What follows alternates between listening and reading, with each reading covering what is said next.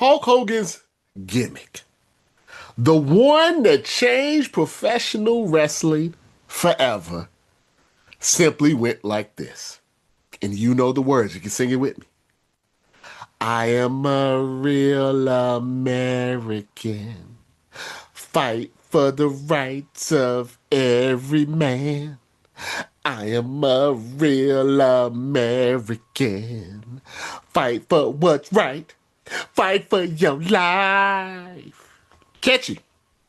It is catchy. It's also bullshit. And that's what makes the entire thing ironic. Hulk Hogan in the 80s, early 90s was Americana. He was the symbol of America, the stars and stripes. Say your prayers, eat your vitamins, go up against the Iron Sheik and Nikolai Volkov, the Russians. He was America in a nutshell. And it was bullshit. Just like America. See, America is built off a lie. Because the first thing they tell you about America is that it's the land of the free and the home of the brave. But America was built off of slavery. So your first line that you tell everybody, the land of the free, that was a lie. You come to America for opportunities. That is a lie. Because the opportunities are not equal for everyone. They say it's the land of opportunities, not for everybody. See, the home of the brave. America, we're the ones, we're the strongest country in the world. But yet we bomb children.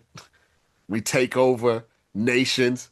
We invade countries that have done absolutely nothing, to us.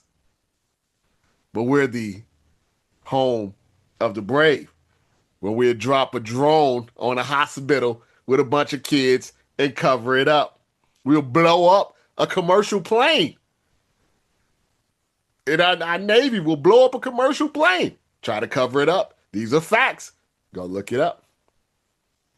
See, Hulk Hogan was bullshit. The gimmick was bullshit. That eat your vitamins and say your prayers and everybody's treated equally. That's not reality. We are the bad guys in this story. We are the ones that are opening up concentration camps in Florida. We are the heels in this story. If you ever wonder why it seemed that Hogan was a better heel when he was with the NWO than he was as a face as Hulk Hogan, is because the heel was more like his normal personality. When it comes to death, I personally do not judge how people process that. If you want to tell Hogan to rest in piss and you think he's down under, you're more than willing to do that. You have good reason to feel that way. If you feel like Hogan has been a part of your life that was positive, you want to say positive things about him, that's on you. I don't mess around with death. Maybe I've watched too many Final Destination movies. I feel like that's not something that you want to play around with. But what I like to do is when someone dies, especially someone controversial, is I like to take a couple of days to gather my thoughts. And Hulk Hogan definitely was a polarizing figure. If you grew up in the 80s and 90s, you know how big he was. If you were a teenager, early adult in that Monday Night Wars, you know how big that was. You know how influential he was. But you also know how he felt about us.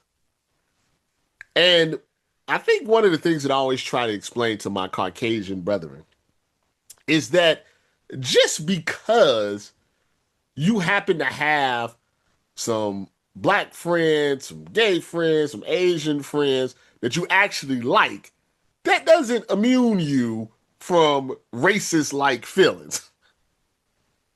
Because what I've learned is that white people, some white people, like to break up minorities into different little boxes. Like this guy, this black guy is okay.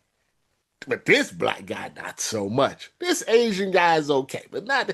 But see, it doesn't work like that.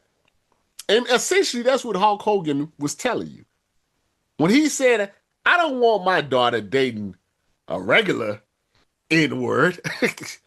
If she's gonna date an N-word, I want him to be like LeBron James. I want him to be rich and athletic, so we have big athletic babies." He was parsing his racism. And you just don't lose that. People say, well, Rob, he asks to be, forgiveness, and we have to forgive. And that's, if you want to forgive him, that's fine. But just remember this. You're forgiving someone that said he's not a racist, but then aligned himself with Donald Trump. If you're watching this, you probably have too much time on your hands, but I do appreciate you. If you can do me a favor, if you can subscribe to our YouTube channel, BSO TV, and our podcast, The Headline King with Robert Littal, and Facts Not Feelings with Robert Littal on all of your podcasting spaces, I would really appreciate that. We're doing daily, weekly videos, insider information, things that you won't be able to get on the website. So please subscribe to these spaces, and therefore you get to see my lovely face on a daily basis.